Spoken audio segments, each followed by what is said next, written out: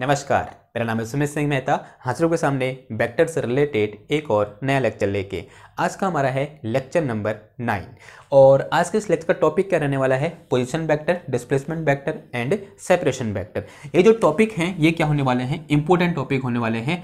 किस लिए इंपॉर्टेंट होने वाले हैं? क्या इनसे डायरेक्ट क्वेश्चन आएगा कि पोजीशन वेक्टर फाइंड करो, डिस्प्लेसमेंट वेक्टर फाइंड करो या फिर सेपरेशन वेक्टर फाइंड करो? आंसर है नहीं, डायरेक्ट क्वेश्चन नहीं आने वाला है। तो ये जो वेक्टर हैं ये यूज होते हैं हमारे कहाँ पर? ईडी में, यानी कहाँ पर?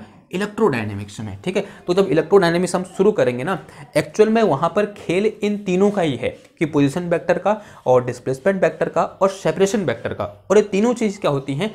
अलग अलग होती हैं। अगर हम इनको ऐसे सेपरेटली नहीं पढ़ेंगे यहाँ पर, तब वहां पर हम इन तीनों को डिस्टिंग्विश नहीं कर सकते। ठीक है, यानी वहां पर हम क्या हो जाएंगे? कंफ्यूज हो जाएंगे और हमें ईडी के साथ डील करने में क्या हो सकती है? परेशानी हो सकती है। तो आप समझ रहे होगे कि ये चीज़ें कितनी इंपॉर्टेंट है। जो चीज़ लिखी है मैंने यहाँ पर, पोजीशन वेक्टर, डिस्प्लेसमेंट वेक्टर और सेपरेशन वेक्टर कितने महत्वपूर्ण हैं। ठीक है, तो इनको क्या करते हैं? शुरू करते हैं एक एक करके। ओके, तो सबसे पहले हिंट डालो क्या? Position vector.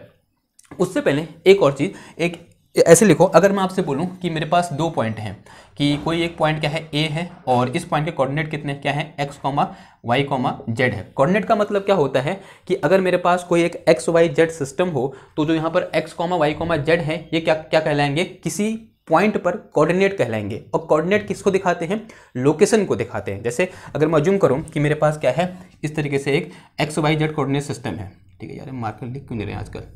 ठीक है, ये x y z coordinate system है। ये क्या है? मेरा एक्स एक्सेस है, ये वाई एक्सेस है, और ये क्या है? मेरी जेड एक्सेस है। यहाँ पर कोई एक वेक्टर क्या है? ये ए बोल दिया मैंने, इसको क्या बोल दिया? ए बोल दिया। उसके कोऑर्डिनेट क्या है? X comma y comma z है। यानी ये x comma y comma z क्या दिखा रहे हैं? इस वेक्टर ए की पोजीशन, सॉरी, इस पॉइंट ए की पोजीशन को दिखा रहे हैं। किसको दिखा रहे हैं? इस पॉइंट ए की पोजीशन को, या बोल सकते हैं लोकेशन को दिखा रहे हैं। ठीक है, एंड तो हमको बोल सकते हैं कोऑर्डिनेट किसको रिप्रेजेंट करते हैं? लोकेशन को रिप्रेजेंट करते हैं। ठीक है, सिमिलरली मैं अज्यूम कर रहा हूं कि मेरे पास कोई एक पॉइंट क्या है? बी है, और इसके कोऑर्डिनेट क्या है? X dash comma y dash comma क्या है? जेड डैश क्या है? इसके कोऑर्डिनेट है। अगर मैं इन दो वेक्टर को ऐसे मिलाऊं तो आप बता सकते हो कि ये वेक्टर क्या होगा? जो मेरे पास ए बी वेक्टर लिखा हुआ है इसे मैं किस तरीके से डिफाइन करूंगा? आप बता सकते हो। देखो, अगर मैं ए बी वेक्टर डिफाइन कर रहा हूं, ध्यान देना, अगर मैं क्या डिफाइन कर रहा हूं? ए बी वेक्टर डिफाइन करना चाहता हूं तो कैसे करते हैं? बताओ कैसे लिखते हैं? अगर इन जनरल बोलूं तो क्या होता है मेरे पास कि A B vector equal to क्या हो जाएगा? एक्स डैश माइनस एक्स क्या हो जाएगा? X dash minus x into क्या हो जाएगा? X cap. फिर कितना आ जाएगा मेरे पास? वाई, हाँ, y dash minus y into कितना आ जाएगा? जे कैप। फिर प्लस अगर मैं यहाँ से क्या निकालूँ? जेड डैश माइनस जेड निकालूं, और इंटू कितना आ जाएगा? यहाँ पर जेड कैप आ जाए। जहाँ x cap y cap z cap क्या है? यूनिट वेक्टर है, एक्स डायरेक्शन में, वाई डायरेक्शन में और जेड डायरेक्शन में। ठीक है, और अगर मैं ये निकालना चाहूँ क्या? बी वेक्टर या फिर बी ए वेक्टर निकालना चाहूँ तो जो बी ए वेक्टर हो जाए क्या हो जाएगा? बताओ।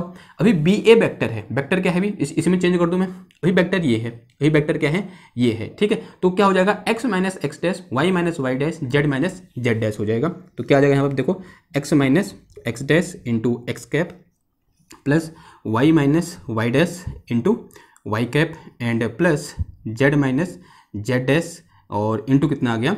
जेड कैप आ गया। तो ये इन दोनों में क्या है? ये डिफरेंस है कि ए बी वेक्टर और बी ए वेक्टर दोनों क्या होंगे? अलग अलग होंगे। क्लियर हुई बात? दोनों की डायरेक्शन में क्या है? अलग अलग। दोनों का मैग्नीट्यूड सेम है लेकिन दोनों की डायरेक्शन क्या है? अलग अलग है। ठीक है, जो बी ए की डायरेक्शन ऐसे है, जो ए बी की डायरेक्शन है वो कैसे है? ऐसे है। तो अगर मेरे पास कोई दो पॉइंट दिए हों या फिर कोई दो लोकेशन दे रखी हो, उन दो लोकेशन के बीच किस तरीके से हम वेक्टर को लिखते हैं? तो कुछ इस तरीके से हम क्या करते हैं? लिखते हैं। ये बात समझ में आ रही? ये आपने पहले पढ़ा होगा, हमने क्या कर लिया? एक बार और पढ़ लिया। अब हिंट डालो क्या?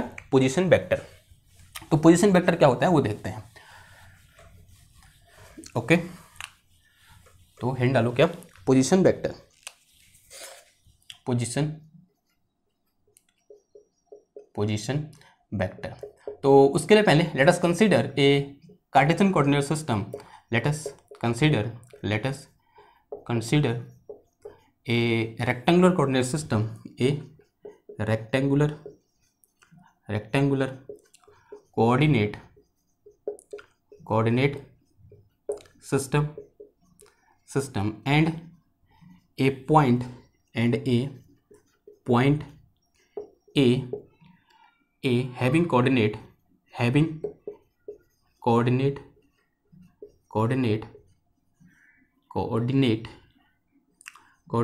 x, y, z as shown in following figure, as shown in following figure, as shown in following figure. ठीक है, तो मेरे पास क्या है, एक रेक्टेंगुलर कोऑर्डिनेट सिस्टम है इस तरीके से, और राइट हैंडेड है, तो इस तरीके से है मेरे पास। तो ये क्या है मेरा एक्स एक्सिस, तो this is my x axis, ये वाई एक्सिस, तो राइट हैंडेड का मतलब एक्स वाई जेड, तो ऐसे हो जाएगा, ये जेड कैसे हो जाएगा, ऊपर को हो जाएगा, तो दिस इज जेड। और इस कोऑर्डिनेट में, कोऑर्डिनेट सिस्टम में कोई एक पॉइंट है ए, ठीक है, हैविंग ए पॉइंट ए, और इस पॉइंट ए के कोऑर्डिनेट क्या है, x comma y comma z है। ठीक है, क्या है ये, इस पॉइंट का कोऑर्डिनेट क्या है, x comma y comma z है, और ये क्या है, इसका ओरिजिन है, ये क्या है, ओरिजिन है किसका, इस कोऑर्डिनेट सिस्टम का क्या है, ये ओरिजिन है।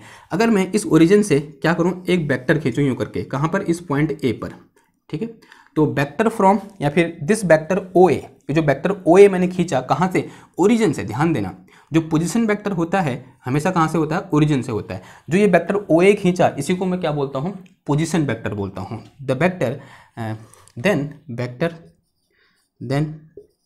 Vector O A is called position vector of A, is called position vector of A। ये क्या है, पॉइंट ए का क्या है, ये पोजीशन वेक्टर है। ठीक है, तो समझ में आया पोजीशन वेक्टर क्या हुआ। हमेशा पोजीशन वेक्टर कहाँ से मतलब डिनोट होता है, यहाँ पे कहाँ से हम उसको डिफाइन करते हैं, ओरिजिन से क्या करते हैं, डिफाइन करते हैं। कोई भी वेक्टर ऐसा नहीं बोलेंगे कि कोई हमको वेक्टर दे रखा है, वो वेक्टर एक पोजीशन वेक्टर है।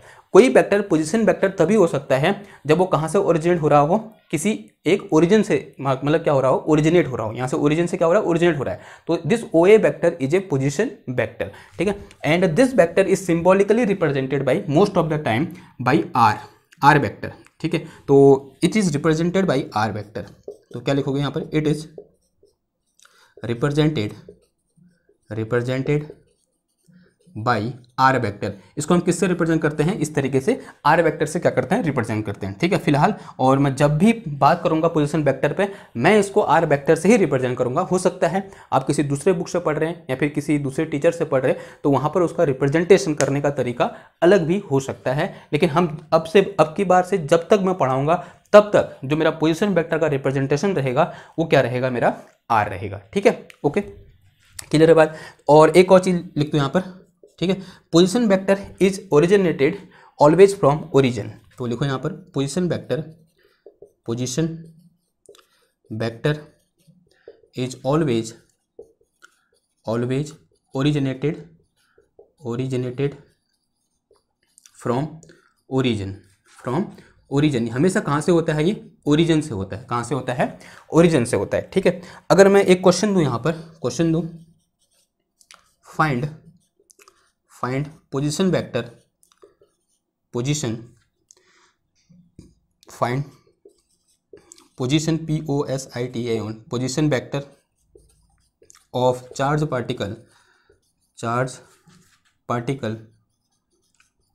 Particle Q at located, LOC, क्या लोकेटेड की स्पेलिंग क्या होती, एट लोकेटेड 2,1,5। ठीक है, यहाँ पे 2,1,-1। ठीक है, ये क्या है, उसकी पोजीशन है कहाँ पर, 2,1,-1। आपको क्या करनी है, उस चार्ज पार्टिकल का पोजीशन वेक्टर क्या करना है, फाइंड करना है। तो कैसे करोगे, सबसे पहले इस तरीके से क्या बनाओ, एक कोऑर्डिनेट सिस्टम बनाओ यूँ करके। ठीक है, तो ये क्या हो जाएगा मेरा एक्स एक्सिस, ये क्या हो जाएगा मेरा वाई एक्सिस, और ये क्या हो जाएगा मेरा जेड एक्सिस। तो ये क्या है, मेरा ओरिजिन है, ये क्या है, मेरा ओरिजिन है। अगर मैं उससे पहले इस क्वेश्चन को करने से पहले यहाँ पर मैं आर वेक्टर को लिखना चाहूँगा तो कैसे लिखूंगा, बता सकते हो आप।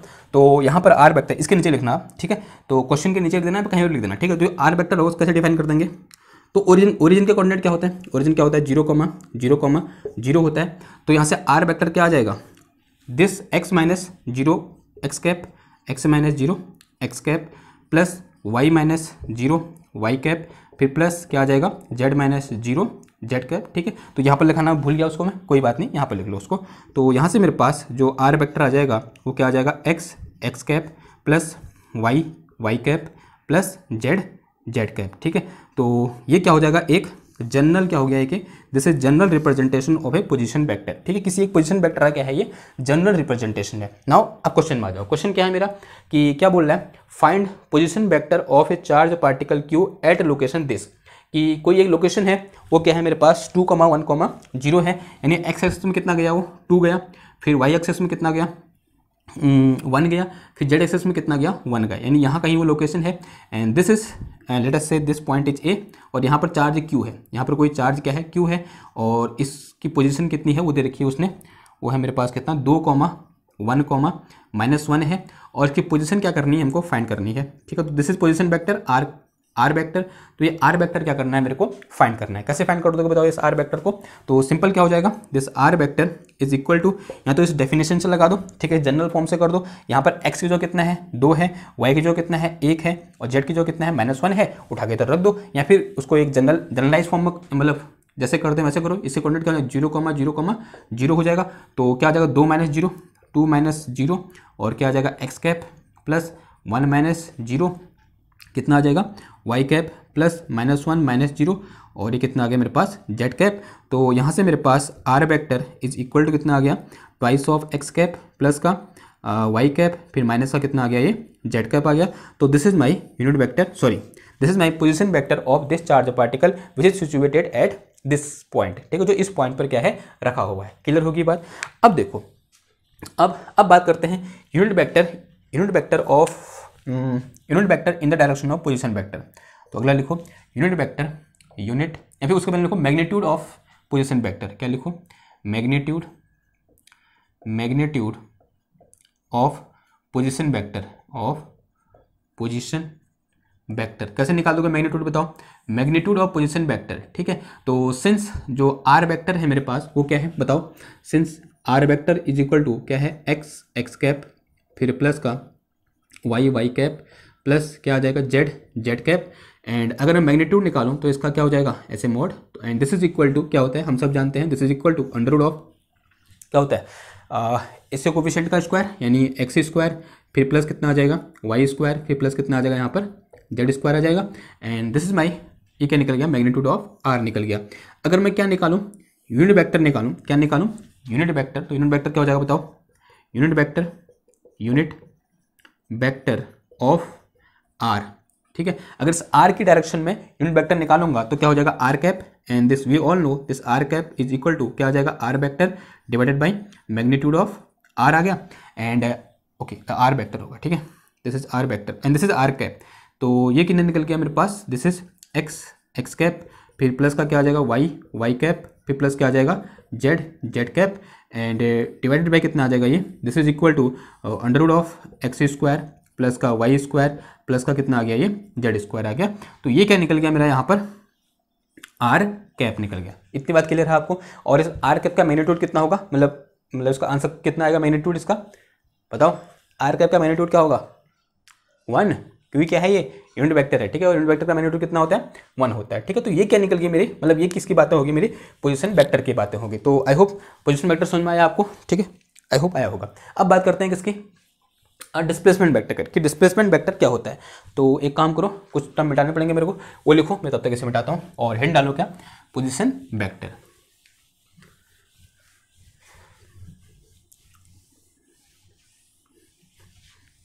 सॉरी पोजीशन से पहले क्या है अच्छा पोजीशन तो हो गया यार, डिस्प्लेसमेंट वेक्टर, ये उतार लिया, चलो डिस्प्लेसमेंट वेक्टर क्या, डिस्प्लेसमेंट वेक्टर कि डिस्प्लेसमेंट वेक्टर क्या होता है, ठीक है। और कभी कभी इसको ये बोल जाता है इनफाइनाइटेजिमल SIMAL, आई थिंक ये होती है स्पेलिंग देखना, infinitesimal displacement vector, infinitesimal displacement vector, okay. तो देखो क्या है मेरे पास, अज्यूम करो कि मेरे पास क्या है इस तरीके से एक यूँ करके, दिस इज कोऑर्डिनेट सिस्टम है यूँ करके एक, कि this is X axis, this is Y axis, and this one is Z axis, okay. अब यहाँ पर मेरे पास एक क्या था, कोई एक पार्टिकल था, क्या था मेरे पास यहाँ पर एक कोई पार्टिकल था, जिस पार्टिकल की लोकेशन को किससे दिखाएंगे हम, उसके कोऑर्डिनेट से। और उसके कोऑर्डिनेट कितने अज्यूम कर लिए, क्या अज्यूम कर लिया हमने, x, y, z अज्यूम कर लिए। वो यहाँ से चलना स्टार्ट किया, ठीक है, वो यहाँ से चलना स्टार्ट किया, माना कोई चींटी थी, या फिर बोल सकते हैं हाँ चींटी बोल दो, गर्मियों में चींटी निकल आती है कमरों में, तो एक चींटी थी, इस जगह से चलना स्टार्ट करी यहाँ से, और ऐसे चलना स्टार्ट करी। ऐसे तो चींटी तो 2 डायमेंशन में चलती है, तो कोई 3 डायमेंशनल चीज ले लें, तो चींटी सिर्फ फर्स्ट पर चलती है, 2 डायमेंशन में चलती है, लेकिन मैंने डायग्राम कैसे बना रखा है, 3 डायमेंशनल बना रखा है, तो सूट नहीं कर रहा है, मतलब ऐसे तो वैसे तो मतलब वैसे बोल नहीं सकते ना चींटी के लिए 3 डायमेंशन में, क्योंकि हम उसके लिए हमको Z0 करना पड़ेगा चींटी को चला रहे हैं तो, ठीक है, क्योंकि चींटी कहाँ चलती है, फर्श पे, और फर्श क्या है, 2 डायमेंशन। तो एक ऐसी चीज़ के का नाम बताओ जो 3 डायमेंशन में चलता हो, यानी x, y, z 3 डायरेक्शन में एक साथ चल पाता हो, और वो क्या है हमारा मच्छर, या फिर हमारे घर की मक्खी। ठीक, तो अज्यूम कर लो कि ये कोई मक्खी है, दिस इज मक्खी। तो ये मक्खी ऐसे उड़ रही है यूँ करके, और उड़ती हुई कहाँ पहुँच गई, इस पॉइंट बी पर पहुँच गई। कहाँ पहुँच गई, इस पॉइंट बी पर पहुँच गई थोड़ी देर के बाद। ओके, और इस बी के जो कोऑर्डिनेट है, बहुत छोटा डिस्प्लेसमेंट उसने तय किया है, बहुत छोटी डिस्टेंस चली, और इस बी के जो कोऑर्डिनेट है वो क्या है, x प्लस डी एक्स और y plus D Y and comma z plus D Z है। ठीक है, क्या है, z प्लस डी जेड, यानी जो डिस्प्लेसमेंट है, या फिर बोल सकते हैं जो चली है वो x एक्सेस में, y एक्सेस में और z एक्सेस में बहुत कम चली है, यानी नेग्लिजिबल, बहुत छोटी, इनफाइनिटेसिमल बोलते हैं इनको। ठीक है, मैंने बहुत छोटा, dx, dy, dz क्या है, बहुत छोटे हैं। तो ये जो डिस्टेंस है, दिस थिंग इज, और इसी को हम क्या बोलते हैं, डिस्प्लेसमेंट वेक्टर, या फिर इनफाइनिटेसिमल डिस्प्लेसमेंट बोलते हैं। ये जो चीज़ है कौन सी, ए बी। तो यहाँ पर जो ए बी वेक्टर है, या फिर जो डिस्प्लेसमेंट वेक्टर है, इसको दूसरा नाम क्या है, इनफाइनिटेसिमल डिस्प्लेसमेंट। इसको क्या बोल दो, डी एल बोल दो, क्या बोल दो, D L, D L, D L, इनफाइनिटेसिमल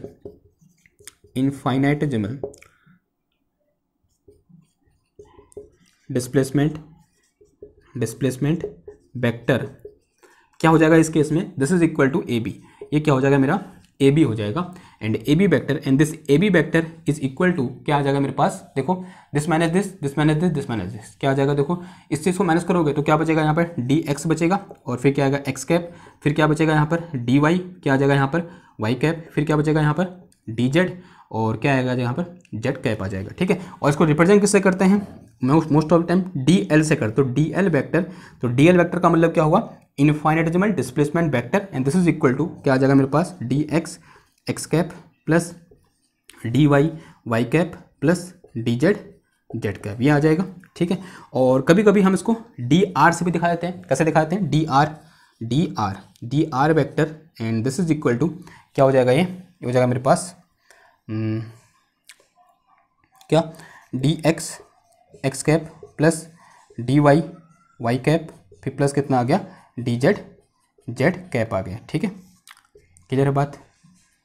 okay, अब कभी कभी ये हो सकता है कि आप सोच रहे होगे इसको डी आर कैसे लिख दिया मैंने। देखो डी आर इसको ऐसे लिख सकते हैं हम, अगर थोड़ी देर देखना, एक बात देखने की कोशिश करना, इसको डी एल हटा दो, यहाँ से डी एल हटा दिया हमने, और अज्यूम कर लो इस ए पॉइंट का पोजीशन वेक्टर क्या है, यहाँ से आर है।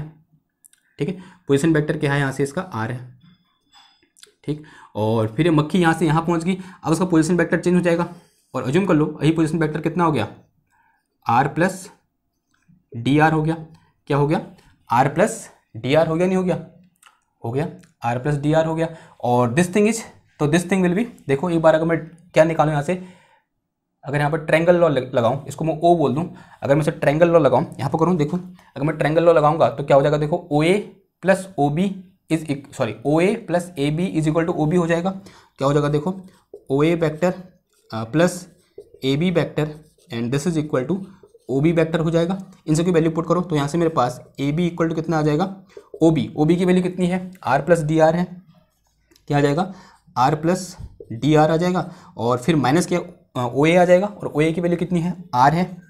ठीक है, तो इससे इसको उड़ा दूंगा मैं, तो यहाँ से मेरे पास A B is equal to कितना आ गया, डी आर आ गया। ठीक है, इसको हम ऐसे डी आर भी लिख सकते हैं, इसको क्लियर हुई बात, इसे क्या लिख सकते हैं हम, डी आर भी लिख सकते हैं। और डी एल तो हम इसको मतलब ऐसे लिखते हैं कि क्या बोल सकते हैं, हाँ वैसे डी एल लिखते हैं, जनरली डी एल लिखते हैं, लेकिन यहाँ से हम इसको डी आर भी लिख सकते हैं। तो डी आर और डी एल ये दोनों चीज़ें क्या हैं, इनफाइनेटिजिमल डिस्प्लेसमेंट है। क्लियर हुई बात? या फिर डिस्प्लेसमेंट वेक्टर है या फिर इनफाइनेटिजिमल डिस्प्लेसमेंट वेक्टर है।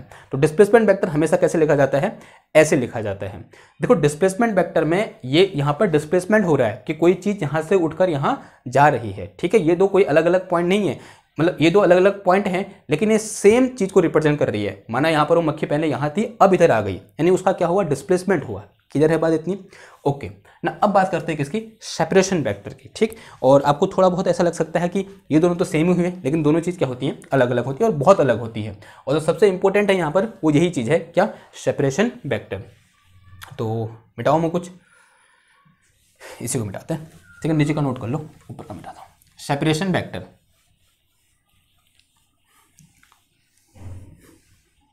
हो गया ना? नोट हो गया? हो गया।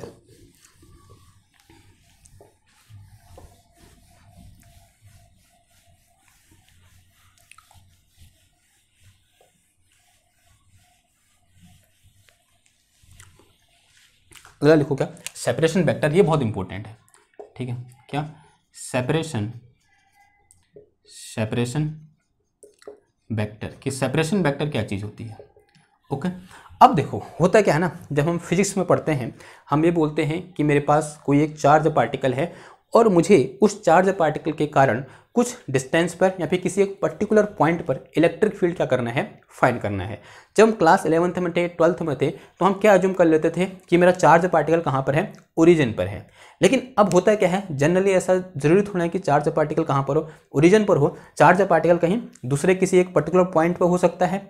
तब इस केस में हमें किसकी जरूरत पड़ती है? सेपरेशन वेक्टर की जरूरत पड़ती है। ठीक है, तो देखो ऐसा अज्यूम कर रहे हैं कि कोई मेरे पास एक क्या है, इस तरीके से एक कोऑर्डिनेट सिस्टम है। ठीक, और ये बहुत इंपॉर्टेंट है, ध्यान से सुनना कि ये कोऑर्डिनेट सिस्टम है और राइट हैंडेड कोऑर्डिनेट सिस्टम है। तो ये क्या हो जाएगा? x, ये क्या हो जाएगा? y, और ये क्या हो जाएगा? z हो जाएगा। ठीक, और यहाँ पर कोई एक चार्ज पार्टिकल है। क्या क्या है? चार्ज पार्टिकल है, और इसको इस पॉइंट को a बोल दूँ मैं, और इसका कोऑर्डिनेट क्या है मेरे पास? x, y, z क्या है? इसके कोऑर्डिनेट है। ठीक है, और इसका कुछ पोजीशन वेक्टर होगा। अज्यूम करो कि इसका पोजीशन वेक्टर क्या है मेरे पास? r है। इसका पोजीशन वेक्टर क्या है मेरे पास? r वेक्टर क्या है? इसका पोजीशन वेक्टर है।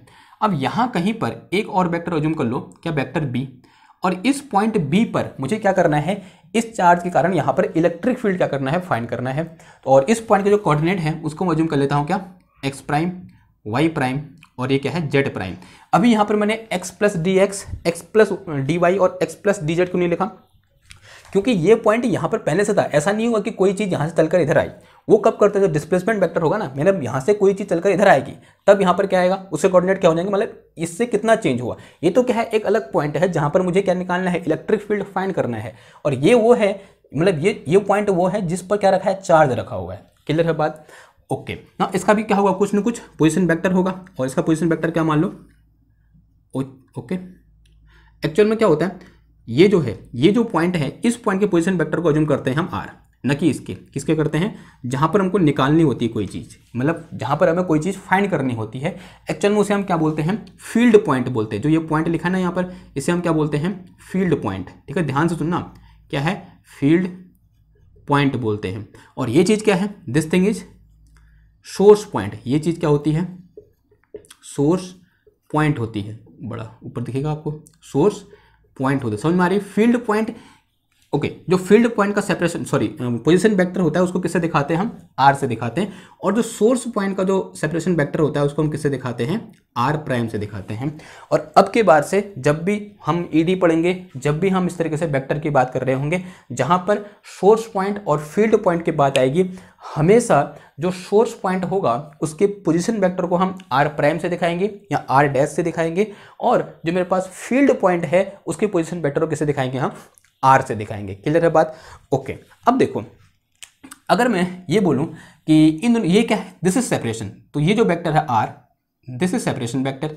ये क्या निकला? मेरा सेपरेशन वेक्टर निकला। ठीक है, and this separation vector is represented by curly r। किससे दिखाते हैं हम इसको?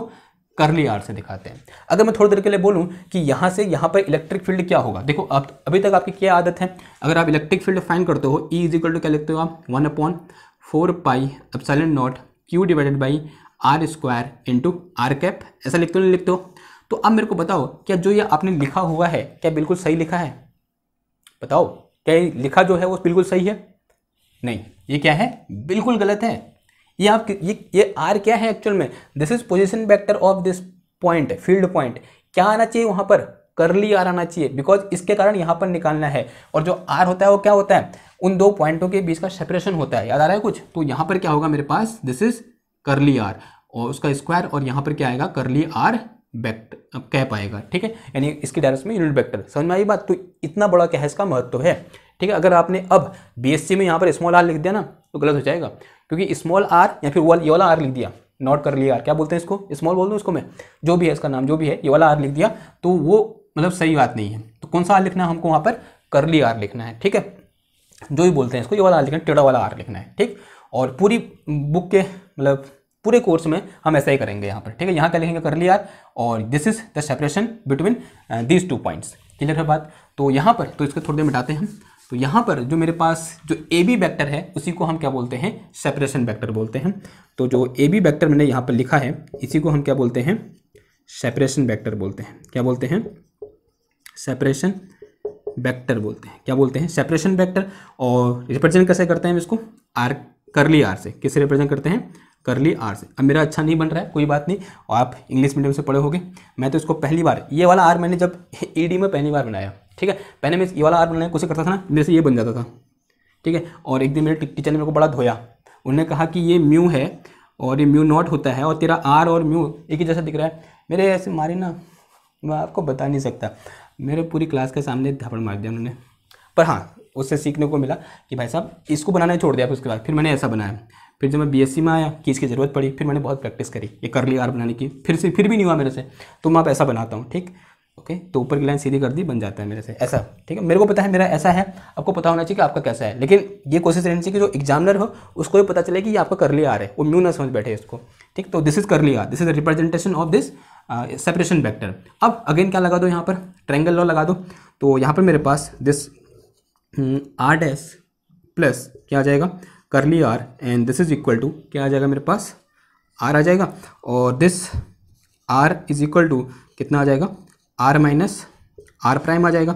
तो ये क्या हो गया मेरा, ऐसे डिफाइन कर दिया हमने करली आर को। करली आर इक्वल टू क्या हो जाएगा, दिस माइनस दिस हो जाएगा, ठीक है। और अगर मैं इसका मैग्नीट्यूड निकालूं, तो अगर मैग्नीट्यूड निकालूंगा तो क्या हो जाएगा, देखो magnitude of separation vector this is equal to क्या आ जाएगा, magnitude of R minus R prime आ जाएगा, ठीक है। क्या आ जाएगा, आर माइनस आर प्राइम आ जाएगा। अगर मैं यूनिट वेक्टर निकालूं इस डायरेक्शन में, यानी क्या निकालूं, आर कैप निकालूं, तो क्या आ जाएगा, देखो this is R vector divided by, सही लिख रहा हूँ मैं, हाँ, आर वेक्टर डिवाइडेड बाई क्या आ जाएगा, मैग्नीट्यूड ऑफ आर आ जाएगा, ठीक है। And this is equal to R vector क्या है मेरे पास, आर माइनस आर प्राइम, ठीक है, R minus R prime, and divided by कितना आ गया मेरे पास, magnitude of R minus R prime का मैग्नीट्यूड, ठीक है। ऐसा कुछ आ गया। तो ये क्या निकल गया मेरे पास, unit vector in the direction of separation vector. Clear होगी बात, ओके। नाउ एक क्वेश्चन कर लेते हैं यहाँ पर, ठीक है, जिस टाइप का क्वेश्चन हमारे वहाँ बनता है। तो लेट अस कंसीडर, तो क्वेश्चन लिखो, ए चार्ज पार्टिकल और charge particle Q is placed at position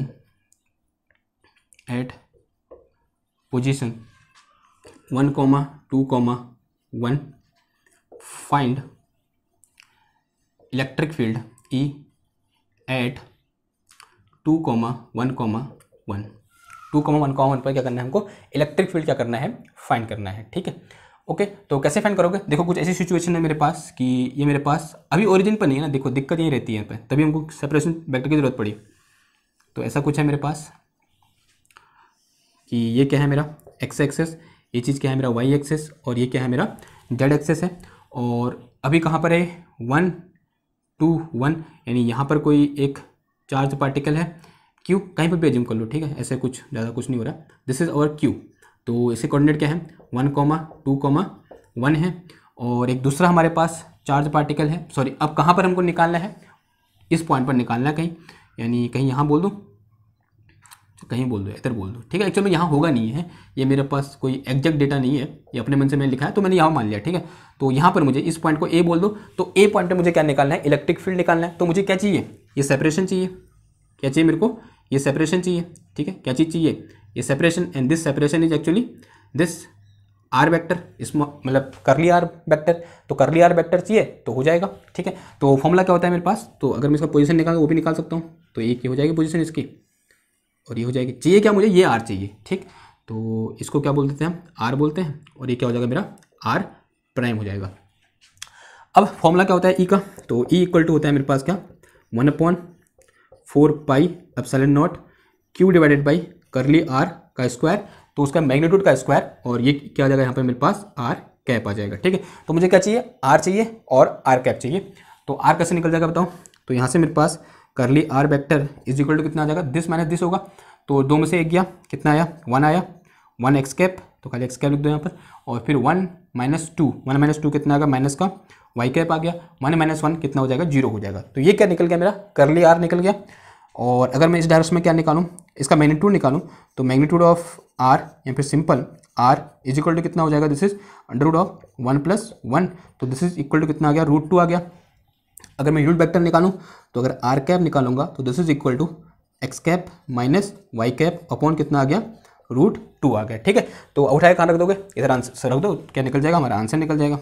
तो इसको मैं कुछ कांस्टेंट बोल दूं, तो ये आगे मेरे पास ई इज इक्वल टू, इसको कुछ कांस्टेंट के बोल दिया मैंने, 1/4 एप्सिलॉन को के बोल सकता हूँ मैं, और ये क्या आ जाएगा मेरे पास, देखो क्यू ऐसे रहने दो, और आर स्क्वायर करने का मतलब √2 का स्क्वायर हो गया ये, तो कितना आ गया ये, √2 का स्क्वायर हो गया, और यहाँ कितना यूनिट वेक्टर यानी क्या आ जाएगा यहाँ पर ये X cap minus Y cap, और अपॉन कितना आ गया ये √2 आ गया। तो यहाँ से मेरे पास ई इज इक्वल टू, या E vector is equal to कितना आ गया, KQ/2√2, तो ये √2 इधर लिख दिया मैंने, और यहाँ क्या आ गया मेरे पास X cap minus Y cap आ गया, और ये क्या निकल गया मेरे पास, इलेक्ट्रिक फील्ड निकल गया। यूनिट क्या हो जाएगी इसकी, न्यूटन पर कूलम हो जाएगी, ठीक है। तो इस तरीके से क्या करेंगे हम इलेक्ट्रोडायनेमिक्स में काम करेंगे with the help of this separation vector, ठीक है। आई होप आपको समझ में आया होगा कि सेपरेशन वेक्टर क्या होता है, ठीक। तो इस तरीके से यूज होता है। ये तो क्या था, एक बहुत छोटे लेवल में यूज था, और मतलब जब हम किसकी बात करेंगे, अलग अलग मेरे पास क्या होंगे, अगर डिस्क है, रॉड है, तो रॉड के कारण इलेक्ट्रिक फील्ड कैसे निकलता है, ठीक है, और डिस्क के कारण इलेक्ट्रिक फील्ड कैसे निकलता है, एक रिंग के कारण इलेक्ट्रिक फील्ड कैसे निकालेंगे, ठीक है, तो एक वायर के कारण इलेक्ट्रिक फील्ड कैसे निकालेंगे, तो वो सब बातें वहाँ पर होंगी। तो वहाँ पर उसका क्या जो रोल होगा और ज़्यादा क्या हो जाएगा, इंपॉर्टेंट हो जाएगा। तो आपको सेपरेशन वेक्टर ध्यान में रख के चलना है, और उसको करली आर से दिखाते ही आपको क्या होना चाहिए, पता होना चाहिए, ठीक। यहाँ पर कंफ्यूज नहीं होना है, वो 12th वाली बात अलग थी, और यहाँ पर वाली बात क्या है, थोड़ा अलग है। क्लियर है बात। तो आज के लिए बस इतना ही, मिलते हैं आपसे नेक्स्ट लेक्चर में एक और नई वीडियो के साथ, तब तक थैंक यू, धन्यवाद।